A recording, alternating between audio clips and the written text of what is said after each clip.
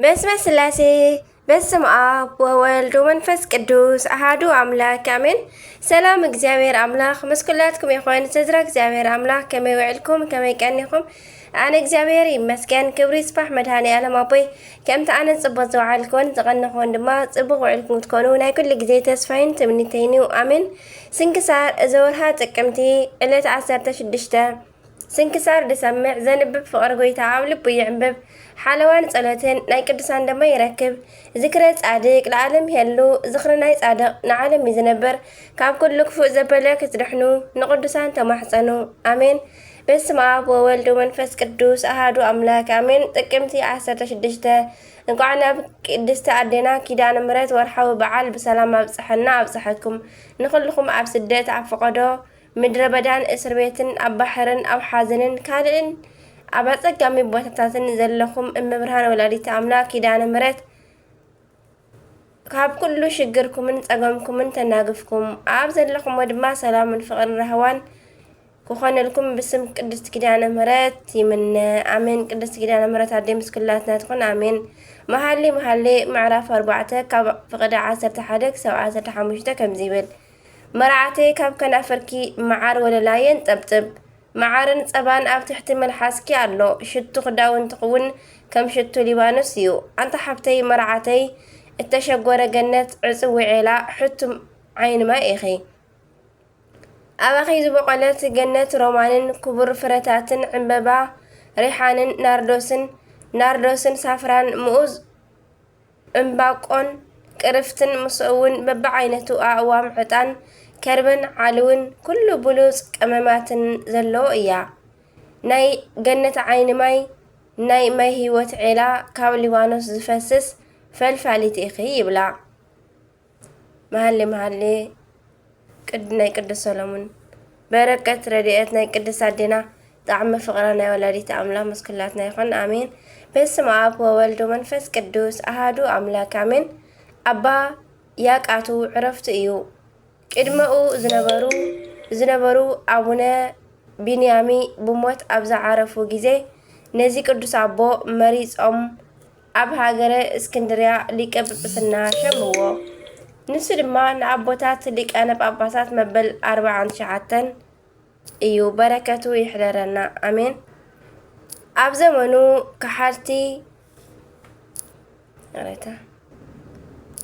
ኣብ ዘመኑ ብዙሕ ከሓልቲ ዘሳቀይዎ ኣቦ እዩ። ስሙ ቴዎዶስዮስ ዝበሃል መለካዊ ከሓዲ ሰብ ነበረ። ንሱ ድማ ናብ ናይ ደማስቆ ንጉስ ከይዱ ብዙሕ ውህበት ሂቡ ኣብ ሃገረ እስክንድርያ ሓላፊ ኮይኑ ተሾመ። ምስ ተሾመ ድማ ንኣባ ያቃቱ ከሳቀይ ጀመረ። ኣብ ዓመት ግብሪ እንዳበለ 7,000 ናይ ወርቂ ዲናር ካብ ኣቦና እንዳተቐበለ እግዚአብሔር ክሳብ ዘጥፍኦ ንኣቦና ብጣዕሚ ኣሳቀዮም።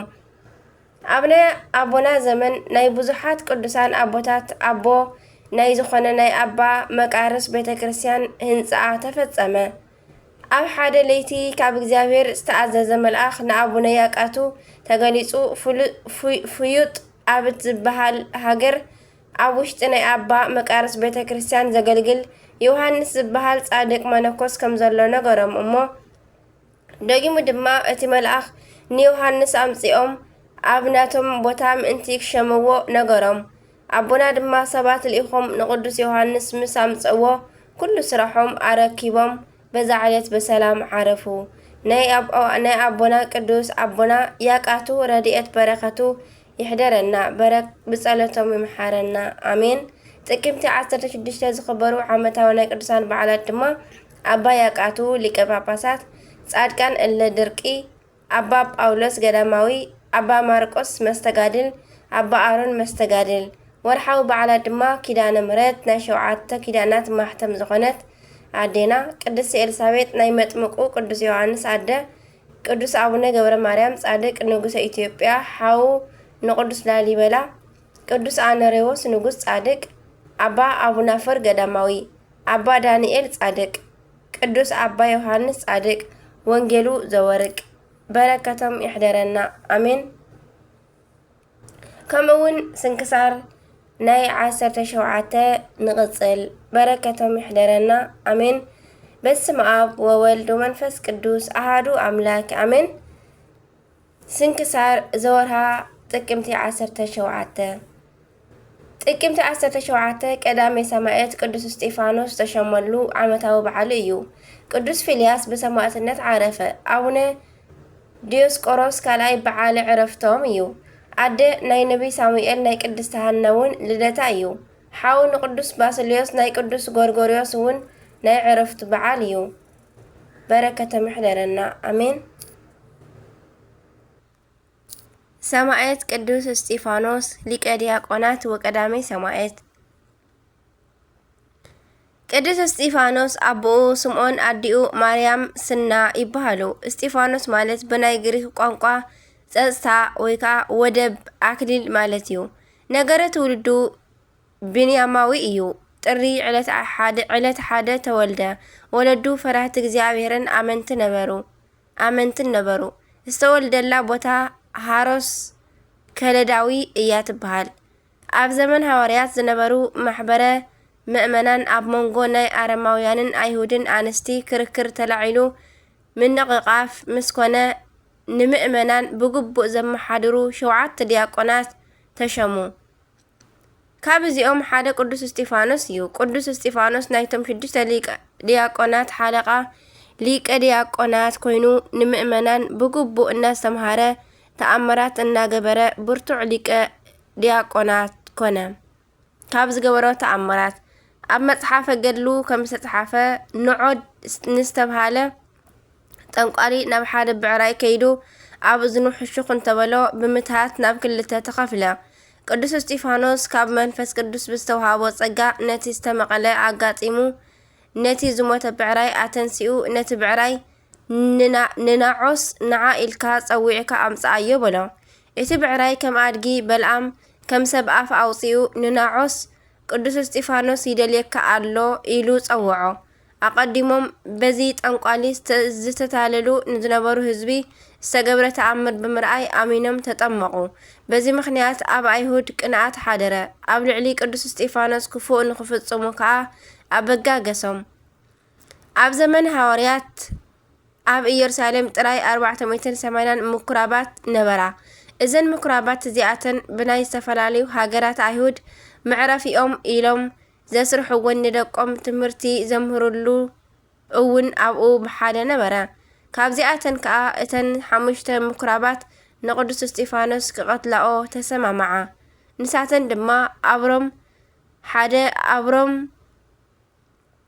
ዝነበሩን ድሓር ካብ ባርነት ነፃ ዝወፁን ኣይሁድን ዘስርሕዎ እዩ። ካልኣይ ናይ ቄረን ኣይሁድ፣ ሳልሳይ ናይ ቂልቅያ ኣይሁድ፣ ራብዓይ ናይ ንእሽተይ እስያ ኣይሁድ፣ ሓምሻይ ከዓ ናይ እስክንድርያ ኣይሁድ እየን። እዞም ኣይሁድ እዚኣቶም ናብ ቅዱስ እስጢፋኖስ መጺኦም ይከራኸርዎ ነበሩ። መጽሓፍ ቅዱስ እኳ እንታይ ብዝብል ክርክር ከምዝተኸራኸርዎ ኣይነግርን እዩ። ቅዱስ ዮሃንስ አፈወርቂ ግን ብኸምዚ ዝስዕብ ይገልጾ። አንታ መንእሰይ እስከ ንገረና ነዚ የዋህ ህዝቢ ዘይከውን ነገር እናስተምሃርካ ማራኺ ዝኾነ ተኣምር እናገበርካ ስለምንታይ ተስሕቶ ኣለኻ? እዚ ኣምላኽ እዩ እናበልካ እትሰብኮ እስከ ንገረና። ካብ ማርያም ዝተወልደ ወዲ ጸራቢ ዓለም ክፈጥር ዝኽእል ኮይኑ ይመስለካ? ምስ ተወልደ ካብ ብዝሒ ድኽነቱ ዝተለዓለ ዝጽጋዓሉ ስኢኑ ብጨርቂ ተጠቕሊሉ ካብ ንኡስ ሄሮዶስ ፈሪሑ ዝሃደመ ካብ ሓጢኣቱ ክጸሪ ክነጽህ ኣብ ሩባ ዮርዳኖስ ዝተጠምቀ ዝጠሚ ዝጸምእ ደኺሙ ዝድቅስ ክትሓዝ እንከሎ ከምልጥ ዘይክእል ተኸሲሱ ንዝተውሃቦ ሕቶ ብምምላስ ዝስእን ክሰቕልዎ እንከለዉ ካብ መስቀል ንምውራድ ዘይክእል ከምቲ ርጉም ዝኾነ ብመስቀል ተሰቒሉ ዝመውት ዝተሰቕለ ኣብ መቃብር ዝቐበርናዮ ኣቡነ ዘበሰማያት ኢልና ክንኣምነልካ እስከ ሕሰቦ እንታይ እስከ ሕሰቦ እግዚአብሔር እንተ ዝኸውን ከምዚ ገይሩ ኣይምተሳቀየን ነይሩ በልዎ። ቅዱስ እስጢፋኖስ ንኹሉ ዘቕረቡሉ ሕቶታት ግቡእ መልሲ እንሃበ ስለ ዘሕፈሮም ብቁጣዕ ተላዒሎም ብዘይ ሓንቲ ፍርዲ ካብታ ከተማ ንወገን ሰሜን ዘሎ ናብ ቄዳር ዝወስድ መንገዲ ብእምኒ ቀጥቂጦም ጨፍሊቆም ቀተልዎ። ክዳውንቶም ዝሕልወሎም ዝነበረ ሳውል ወይ ከዓ ጳውሎስ እዩ። ንሱ እውን ምስቶም ናይ ኪልቅያ አይሁድ ተሓባባሪ እዩ ነይሩ። ቅዱስ እስጢፋኖስ ንሰማይ ቅንዕ ኢሉ እንተረኣየ ምስጢረ ስላሴ ዝተገለጸሉ ቀዳማይ ሰማዕት ነቶም ብእምኒ ዝቐትልዎ ዝነበሩ ከምቲ ናይ ጎይታ ይቕረበለሎም ኢሉ ጸለየ።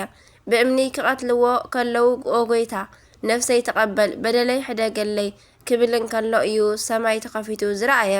በረከቱ ይሕደረና። ዕረፍቱ ቅዱስ እስጢፋኖስ መስከረም ዕለት 15 ፍልሰተ ስግኡ ክኸውን ከሎ ጥቅምቲ 9 ከዓ ቅዳሴ ቤቱ እዩ። ጥቅምቲ 17 ሊቀ ዲያቆናት ተሾመ። ጥሪ ዕለት 1 ከዓ ቅድስና ነፍሱ ንእግዚአብሔር ዝሃበላ ዕለት እያ። ናይ 15 መስከረም ስንክሳር ከምዚ ዝስዕብ ይብል። ንጉስ ቆስጠንጢኖስ ኣብ ዝነገሰ ናይ ቅዱስ እስጢፋኖስ ስጋ ኣብ ዝነበረሉ ከባቢ ናይ ጋማሊኤል ትበሃል ቦታ ሉኪያኖስ ዝተባሃለ ሰብ ነበረ። ነዚ ሰብ እዚ ቅዱስ እስጢፋኖስ ብሕልሚ እናተገልጸ ኣነ እስጢፋኖስ እየ ስጋይ ኣብዚ ቦታ እዚ ተቐቢሩ ኣሎ ይብል ነበረ። ንሱ ከዓ ብኽብርን ብምስጋናን ንመቃብሩ ክዒቱ ኣውፂኡ ናብ ጽርሐ ጽዮን ወሰዶ። ድሕሪኡ ኣብ ቆስጠንጥንያ ዝነብር ለእስክንድሮስ ዝተባሃለ ጽብቕቲ ቤተ ክርስቲያን ሰሪሕሉ ስጋኡ ናብኡ ኣጋዓዝዎ። ንሱ ሞይቱ ድሕሪ 5 ዓመት ኣብ ጎድኒ እስጢፋኖስ ቀበርዎ። ሽዑኡ ሰበይቱ ናይ ሰብኣያ ሬሳ ኩዒታ ናብ ቆስጠንጥንያ ክትወስድ ክትብል ተጋግያ ንናይ ቅዱስ እስጢፋኖስ ዓስኬረን ካብ ዝመውት ድሕሪ 300 ዓመት ኣብ መርከብ ጽዒና እናተጓዓዘት ኣብቲ ሳጹን ጥዑም ሽታ ምስጋና መላእኽትን ትሰምዕ ነበረት። ሽዑ ናይ ቅዱስ እስጢፋኖስ ዓስኬረን ምዃኑ ፈለጠት። እዚ ከዓ ፍቓድ ኣምላኽ ከም ዝኾነ ተረዲኣ ንኢየሩሳሌም ክትመልሶ ኣይደለየትን። ከይዳ ከዓ ንንጉስ ነገረቶ። ንሱ ምስ ጳጳስ መጺኡ ብኽብሪ ተቐቢሎም ናብ ቤተ መንግስቲ ኣእተውዎ። ብዙሕ ተኣምራት ከዓ ኣርኣየ። እቶም ተጻዒንዎም ዝነበሩ ኣፍራስ ቆስጥንጥንያ ምስ በጽሑ ምኻድ ኣብዮም ቆሙ። ዋላ እንተኸትከትዎም እንተሃረምዎም ኣበዩ። ሽዑኡ ናይ ቅዱስ እስጢፋኖስ ስጋ ኣብዚ ኣንብርዎ ዝብል ድምፂ ካብቶም ኣፍራስ ሓደ ተሰምዐ። ነዚ ሰምዑ ኩላቶም ተገረሙ፣ ንኣምላኽ ኣመስገኑ። ጸጋ ኣምላኹ ንቅዱስ እስጢፋኖስ ምስ ኩላትና ህዝበ ክርስቲያን ይኹን ኣሜን ለይኩን። ሰላም ለእስጢፋኖስ ኣፍልሶ ስጋሁ ዘተባሃሉ በዲበ ኣብ ቅልተ ክልኤቱ እንዘይ ያልዕሉ ኣመ ነድእዎሙ ሶበ ለኣርእዮ ዓብይ ሃይሉ ነበበ እንዘይብል ኣሃዱ እምእሉ መካነ ስጋሁ ዝንቱ ለቅዱስ ዘይደሉ። ይትባረክ እግዚአብሔር አምላክ አበዊነ አሜን። በረከቱ ናይ ቅዱስ እስጢፋኖስ ምስኩላትና ይኹን አሜን። ሰማዕት ቅዱስ ፊልያስ እዞም ቅዱስ ናይ ሃገረ ቀምስ ኤጲስቆጶስ እዮም። ኣብ ዘመኖም ቁልቁልያኖስ ዝተባሃለ ከሓዲ መኮንን ነበረ እሞ ንኣቡና ናብ ፍርዲ ኣደባባይ ኣቅረቦም እሞ ንኣማልኽተይ ሰውእ በሎም። ኣቡነ ፊልያስ ድማ ኣነ ሰማይን ምድርን ፈጢሩ ንዝገዝእ ንልዑል እግዚአብሔር ጥራሕ እየ ዝስውእ በልዎ። መኮንን ቁልቁልያኖስ ድማ እግዚአብሔር እንታይ ዓይነት መስዋዕቲ ይደሊ በሎም። ኣቡና ድማ ቅኑዕ ትሑት ዝኾነ ንጹህ ልቦናን ሓቀኛ ፍርድን ቁም ነገርን ከምዚ ዝመስል መስዋዕቲ እግዚአብሔር ይፈቱ በልዎ። ቁልቁልያኖስ ድማ ንኣቡነ ፊልያስ እትጋደሎ ስለ ነፍስኻ ድዩ ወይስ ስለ ስጋኻ እንተበሎም ስለ ነፍስን ስለ ስጋን እዩ፣ ምክንያቱ ብሓድነት ስለ ዝተንስአ በልዎ። ድሕሪኡ ቁልቁልያኖስ እትፈትዋ ሰበይትን እትፈትዎም ቆልዑን ወይ ድማ ዘመዶ ኣለካ በሎም። ኣቡነ ፊልያስ ድማ ካብ ኩሉ ናይ እግዚአብሔር ፍቅሪ ይበልጽ በልዎ። ከሓዲ መኮንን ድማ እግዚአብሔር ካብ ጽቡቕ ስራሕ ዝሰርሖ እንታይ እዩ በሎም። ኣቡነ ፊልያስ ድማ ከምዚ በልዎ፣ እግዚአብሔር ዝገበረልና እዚ እዩ፣ ሰማይን ምድርን ኣብ ውሽጡ ዘሎ ኩሉን ፈጠረልና። ከምኡውን ካብ ጸላኢና ካብ ኢድ ሰይጣን ምእንቲ ክንድሕን ካብ ሰማያት ወሪዱ ካብ ቅድስቲ ድንግል ማርያም ሰብ ኮይኑ ተወልደ። ናይ ህይወት መንገዲ ድማ ኣብ ውሽጢ ዓለም ተመላሊሱ መሃረ። መከራ ድማ ብስጋኡ ተቐቢሉ ተሰቂሉ ሞተ። ኣብ ሳልሳይ መዓልቲ ድማ ካብ ሞት ተንሲኡ مبل 4 معلتي ناب سماي عرقة داقيمو دما نفردي كمتصيو نزي كله سلنا جبرة بلوا قل يانوس دما نزي أب سمع جزي أملاخ دو يسكال إيو إلو حتتهم أبونا دما هو نايزل عالم هيوت من انتي كهبنا موتا بلوا دحريو كحادي مكونن قل يانوس نعبونا نسخا زخبركا كم زخونكا يفلت يمو أنا كم زخبركوخا كتس على أكا كم زي دل فلات حجي نعمل اختي سو انبي انتي الكاقن بخفو أما وتاقت موتي خابلهم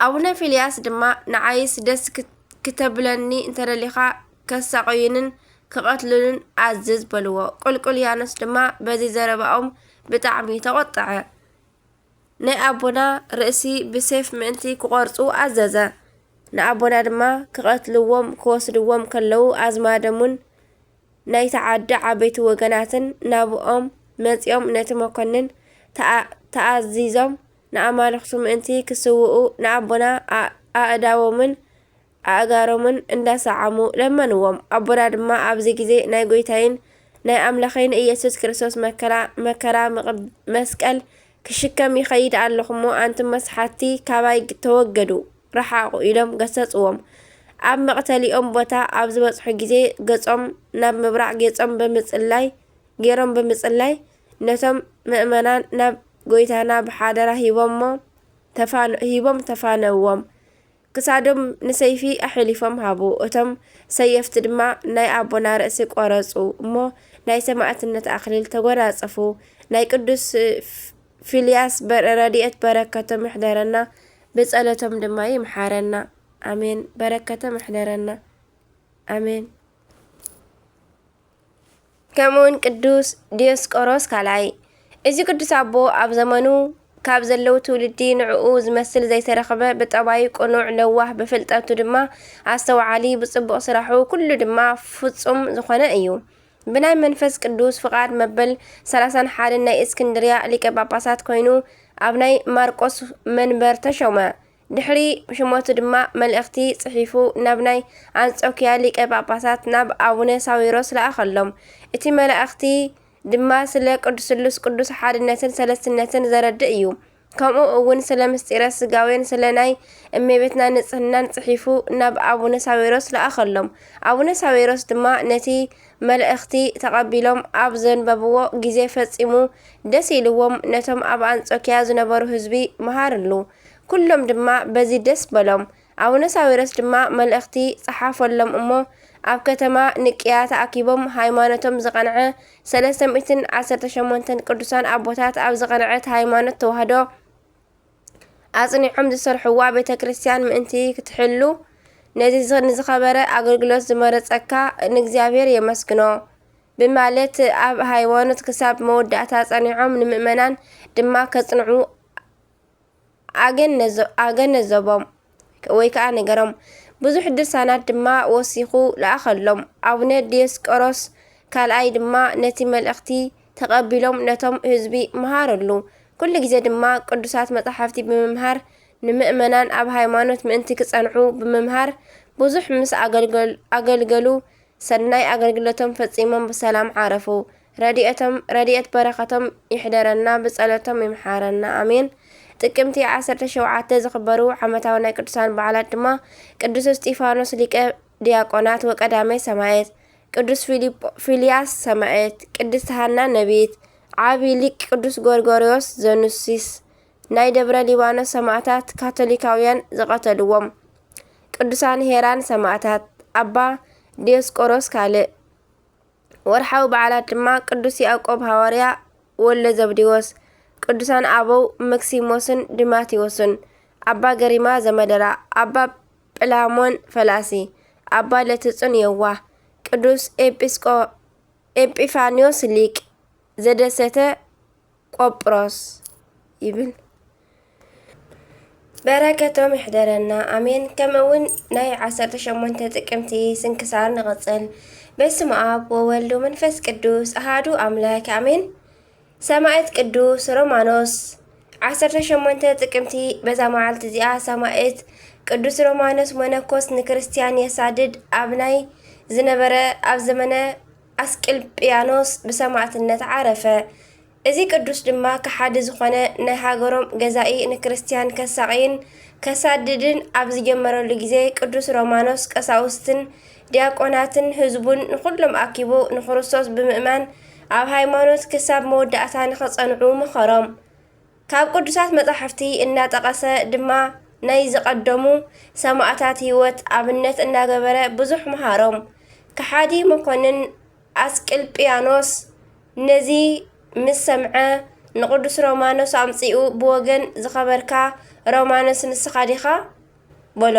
እዚ ቅዱስ ድማ ናይ ወገን ክብሪ እንታይ ይጠቕመኒ ንዓይስ ክብረይ ክርስቶስ እዩ በሎ። በዚ ግዜ መኮንን ሓሪቑ ስቃይ ከሳቂይዎን ኣዘዘ። ከም ትእዛዙ ኣብ ዘሳቀይዎ ግዜ ድማ ቅዱስ ሮማኖስ ዋላ ሓንቲ ስለ ዘይተዛረበ እቲ መኮንን ንትዕግስቱ ኣድነቐ። ድሕሪኡ ቅዱስ ሮማኖስ ንመኮንን ስፍራኻ ምእንቲ ክገልጽ ፈጣርየይ ኣንፈት ከፈተ።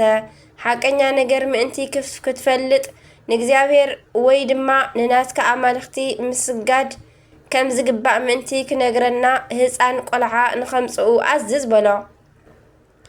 እቲ መኮንን ድማ ንእሽተይ ህፃን ቆልዓ ኣምፂኡ ስግደት ንመን ከም ዝግባእ ሓቂ ንገረና በሎ። እቲ ህፃን ድማ ብኮልታፍ አንደበቱ ኣንታ ልቢ ዘይብልካ ደንቆሮ መኮንን ብሓንቲ ቃል ንዓለም ኩሉ ዝፈጠረ ንህያው እግዚአብሔር ስግደትን ኣምልኾን ከም ዝግባእ ዶ ኣይትፈልጥን በሎ። በዚ ግዜ እቲ መኮንን ብጣዕሚ ሓፊሩ ነቲ ህፃን ንኽሰቕልዎ ኣዘዘ። እቲ ህፃን ድማ ተሰቒሉ ከሎ ንኣዲኡ ጸሚእኒ ኣሎ እሞ ማያሲኒ በላ። ኣዲኡ ድማ ዝወደይ ኣብዚ ማይ የለን፣ ነገር ግን ናብ ናይ ህይወት ማይ ኪድ በለቶ። ብቕፅበት ናይቲ ህፃን ርእሱ ቆረፁ እሞ ናይ ሰማዕትነት ኣኽሊል ተጎናጸፈ። ድሕሪኡ እቲ መኮንን ንናይ ቅዱስ ሮማኖስ መልሓስ ካብ ስሩ ኣቑረጾ። ነገር ግን እቲ መኮንን ምእንቲ ክዘልፍ ንቅዱስ ሮማኖስ ረቂቕ መልሓስ ተዋሂብዎ። እቲ መኮንን ስለ ከንቱ እምነቱ ኣብ ቅድሚ ህዝቡ ዘለፎ። በዚ ግዜ መልሓሱ ከም ዝተቆረጸት ተጠራጢሩ ካብ ወገናቱ ንሓደ ጸዊዑ ንምንታይ ንመልሓሱ ካብ ስሩ ዘይቆረጽካዮ እንተበሎ፣ እቲ ወተሃደር ድማ ንናይ ቅዱስ ሮማኖስ ዝተቆርጸት መልሓሱ ኣምፂኡ ነቲ መኮንን ሃቦ። ድሕሪኡ እቲ መኮንን ብዓብይ ሕርቃን ኮይኑ ቅዱስ ሮማኖስ ኣብ ውሽጢ ቤት ማእሰርትከ እንተሎ ሓኒቖም ንኽቐትልዎ ኣዘዘ። ሰማዕትነቱ እውን በዚ ፈጸመ። ንእግዚኣብሔር ምስጋና ይኹን፣ ንዓና እውን ብጸሎት ሰማዕት ቅዱስ ሮማኖስ ይምሓረና፣ በረከቱ እውን ምሳናት እምበር ንዘለዓለም ዓለም አሜን። አርኬ ሰላም ለሮማኖስ ሰማዕተ ኢየሱስ ዋህድ ሙቱረ ልሳን በመጥበህት ወህኑቀ ክሳድ ብእድ ሰምዓ ዚአሁ አግሃደ ንኡስ ወልድ እንተነበበ ወይቤ እምን አምልኮ ለባእድ ለእግዚአብሔር ይደሉ ወይረትእ ሰጊድ። ቅዱስ ቴዎፍሎስ ሊቀ ጳጳሳት ከምኡውን በዛ መዓልቲ እዚኣ ናይ ዓብይ ሊቅ ናይ ቅዱስ ዮሃንስ አፈወርቂ ወዲ መዝሙር ዝኾነን ናይ መጥምቀ መለኮት ቅዱስ ዮሃንስን ናይ ነቢይ ኤልያስን ኤልሳዕን ዓጽሚ ዘፍለሰ መበል 23 ሊቀ ጳጳሳት እስክንድርያ አቡነ ቴዎፍሎስ አዕረፈ። ኣብ ምድረ ግብፂ ካብ ስንስኡ ንቤተ ክርስቲያን ኣብዚሖም ካብ ዝደኸሙ ኣቦታት ሓደ ኣባ ቴዎፍሎስ እዩ። ዝተወለደሉ ዘመን ኣብ መበል 400 ክፍለ ዘመን መጀመርታ ኣከባቢ ክኸውን እንከሎ ቴዎፍሎስ ታኦፊላ ብምባል ይፍለጥ። ገና ቆልዓ ከሎ ቴዎዶስዮስ ምስ ዝበሃል መሓዛኡ ኣብ ተመሳሳሊ ለይቲ ተመሳሳሊ ሕልሚ ምርኣዩ። ክልቲኦም ህፃናት ዝረኣይዎ ዕንፀይቲ እንተኣርዩ ነበረ እሞ ሕልሚ ዝትርጉም ሰብ ድማ ንቴዎፍሎስ ክትነግስ ኢኻ ክብሎ ከሎ ንቴዎፍሎስ ድማ ፓትርያርክ ክትከውን ኢኻ በሎ። ንግዚኡ ኣይመሰሎምን። ድሕሪኡ ናብ ቤት ትምህርቲ ኣትዮም መጻሕፍቲ ተማሂሮም ቴዎዶስዮስ ናብ ናይ ንጉስ ከተማ ቆስጥንጥንያ ክኸይድ ከሎ ቅዱስ ቴዎፍሎስ ግን ናይ ዓብይ ሊቅ ናይ ኣባ አትናቴዎስ ወዲ መዝሙር ኮነ። ኣብኡ ድማ ካብ ቅዱስ አትናቴዎስ እንዳተምሃረ እንዳገልገለ ዘመናት ሓለፈ። ቅዱስ አትናቴዎስ ምስ ዓረፈ ድማ ንክልተ ፓትርያርካት ሓጋዚ ኮይኑ ተመሪጹ ነበረ። ኣብ መጨረሽታ ግን ሕልሚ ተርጓሚ ዝበሎ ስለ ዘይተረፈ ቴዎዶስዮስ ዓቢ ተባሂሉ ኣብ ቁስጥንጥንያ ክነግስ እንከሎ ቅዱስ ቴዎፍሎስ ድማ ፓትርያርክ ሊቀ ጳጳሳት ተባሂሉ ኣብ መንበረ ማርቆስ ተቐመጠ። ኣብ 384 ዓመተ ምህረት ናይ እስክንድርያ መበል 23 ሊቀ ጳጳሳት ምስ ኮነ ናይ መጀመርታ ስራሑ ኣብ ዘመኑ ገኒኖም ንዝነበሩ ተጠራጠርቲ ምውጋዝ ነበረ። ነዚ ድማ ምእንቲ ክሕግዞ ንወዲ ሓፍቱ ንቅዱስ ቄርሎስ ወሲዱ መሃሮ። ክልቲኦም ኣቦታት እንዳተሓጋገዙ ንቤተ ክርስቲያን ካብ ኣራዊት ተጠራጠርቲ ሓለው። ሎሚ ኣብ ሃይማኖት ኣበው እንፈልጦ ወሲኽካ እዚ ቅዱስ ብዙሕ ድርሰታት ድማ ደረሰ። ንቅዱስ ቴዎፍሎስ ፍሉይ ካብ ዝገብሮም ነገራት ቁሩብ ንመልከት። እዚ ቅዱስ ኣብ ዘመኑ ኣብ ኣፍ ደገ መንበረ ጵጵስናኡ ኮፍ ኢሉ ይትክዝ ዝነበረ እሞ ሓንቲ በዓልቲ ጸጋ ሰበይቲ መጽያ ኣቦይ እንታይ የተክዘካ ኣሎ ክትብል ሓተተቶ። እዚ ሊቅ ድማ ዛጓለይ ኣብ ውሽጢ እዚ ዝቆምናዮ ቦታ ወርቂ ተቐቢሩ እንተሎ ነዳያን ጾሞም ይሓድሩ ኣለው። ኣቦይ ኣትናቴዎስ እንዳሓዘነ ሓለፈ። ኣነ እውን ከምኡ ምሕላፈይ እዩ በላ። እታ በዓልቲ ጸጋ ድማ ኣባ ንስኻ ብጸሎት ኣነ ብጉልበትን ሃብትን ኮይንና ነውፃእዮ በለቶ። እሺ ኢልዋ ሱባኤ ኣተወ እሞ ኣብ ትሕቲ መሬት 3 ገንኢ ሙሉእ ወርቂ ተረኺቡ ደስ በሎም። ግን ኣብ ልዕሊኡ ተመሳሳሊ ቴዳ ዝብል ጽሑፍ ነበረ እሞ መን ይፍታሓዮ? በዚ ጊዜ ቅዱስ ቴዎፍሎስ ናብ እመቤትና ኣመልኪቱ ምስጢር ተገለጸሉ እሞ ምስ ተርጎሞ ምሕተሙ ተፈትሐ። ክትርጎም እንከሎ ድማ ቴዳ ሓደ ክርስቶስ ማለት ኮነ። እዚ ድማ ንነዳያን ተበተነ። ቴዳ ካልኣይ ቴዎፍሎስ ማለት ኮነ። ኣብያተ ክርስቲያናት ተሃነጸሉ። ቴዳ 3 ድማ ቴዎዶስዮስ ኮነ። ናይ ቄሳር ንቄሳር ከም ዝብል ሳልሳይ ገንኢ ሓው ንኣቡነ ኪሮስ ኣቦኡ ንገብረ ክርስቶስ መርዓዊ ንዝኾነ ንሕያዋይ ንጉስ ናብ ቴዎዶስዮስ ተለኣኸሉ። እቲ ንጉስ ግን ካብቲ ወርቂ ቁሩብ ንበረከት ወሲዱ ናብ ኣባ ቴዎፍሎስ መለሰሉ። ኣብያተ ጣዖታት እንዳፍረሰ ኣብያተ ክርስቲያናት ንክሃንጽ እውን ስልጣን ሃቦ ይቕሬታ። ቅዱስ ቴዎፍሎስ ድማ በዚ ገንዘብ ብኣማኢት ዝቑፀራ ኣብያተ ክርስቲያናት ከም ዝሃነጸሉ ይንገር። ብፍላይ ድማ ንናይ ቅዱስ ሩፋኤል ቤተ ክርስቲያን ኣብ ዝባን ዓሳ ነባሪ ዝሃነፃ ንሱ እዩ። ድርሳነ ሩፋኤል ናይ ድንግል ማርያም ክሃንጽ እንከሎ ድማ እመቤትና ተገሊጻትሉ እያ።